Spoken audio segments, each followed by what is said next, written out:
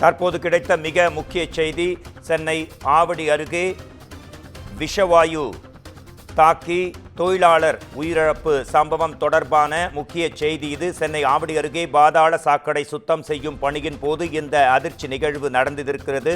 ஆவடி அருந்ததிபுரம் பகுதியை சேர்ந்த தொழிலாளி விஷவாயு தாக்கி பலியானார். தற்போதைய முக்கிய செய்தி, சென்னை ஆவடி அருகே பாதாள சாக்கடை சுத்தம் செய்யும் பணியின் போது தொழிலாளர் விஷவாயு தாக்கி பரிதாபமாக உயிரிழந்த அண்மை செய்தி.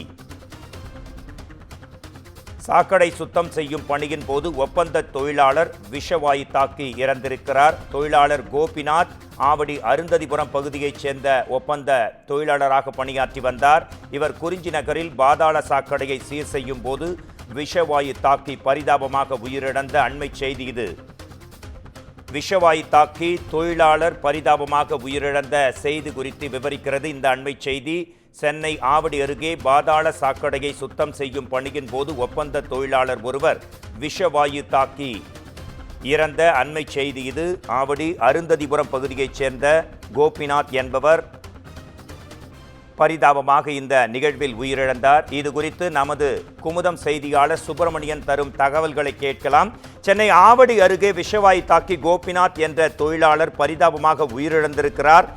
என்ன மாதிரியான நிகழ்வு இது? இது எப்பொழுது நடந்தது? இது குறித்த உங்கள் விரிவான தகவல்களை எதிர்நோக்கி இருக்கிறோம்.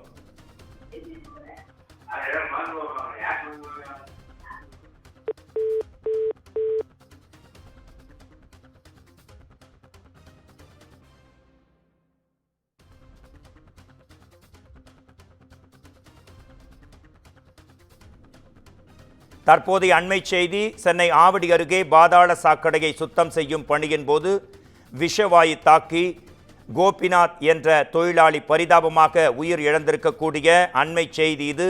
ஆவடி அருந்ததியார்புரத்தை சேர்ந்த தொழிலாளர் அவர் கோபிநாத் குறிஞ்சி நகரில் பாதாள சாக்கடையை சீர் செய்யும் பணியில் ஈடுபட்டிருந்த போது விஷவாயு தாக்கி பரிதாபமாக உயிரிழந்திருக்கிறார். இது குறித்து நமது செய்தியாளர் சுப்பிரமணியன் தரும் தகவல்களை கேட்கலாம்.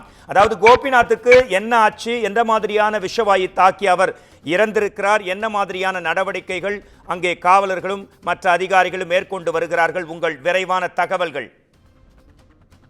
ஆவடி சரஸ்வதி நகர் குறிஞ்சி தெருவில் பாதாள சாக்கடை சீர் செய்யும் பணியில் ஆவடி மாநகராட்சி ஒப்பந்த ஊழியர்கள் 4 பேர் ஈடுபட்டிருந்தனர். அதில் ஆவடி அருந்ததிபுரம் பகுதியைச் சேர்ந்த கோபிநாத் என்பவர் பாதாள சாக்கடைக்குள் இறங்கி சுத்தம் செய்யக்கூடிய பணியில் ஈடுபட்டார். அப்போது விஷவாயு தாக்கி அவர் மயங்கி விழுந்தார். உடனடியாக மற்ற ஊழியர்கள் அவரை மீட்டு சிகிச்சைக்காக மருத்துவமனைக்கு கொண்டு சென்றனர். ஆனால் அவர் செல்லும் வழியில் அவர் இறந்துவிட்டார். இது தொடர்பாக போலீசார் விசாரணை மேற்கொண்டு வருகிறார்கள். அது மட்டுமல்லாமல் கீழ்ப்பாக்கம் அரசு மருத்துவமனையில் அவரது உடல் பிரேத பரிசோதனைக்காக வைக்கப்பட்டிருக்கிறது.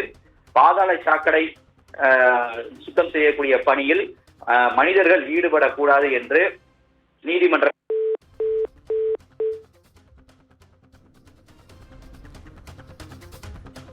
நன்றி. உங்களின் இணைப்பு துண்டிக்கப்பட்டு விட்டது. இருந்தாலும் உங்கள் உடனடி தகவல்களுக்கு நன்றி சுப்பிரமணியன்.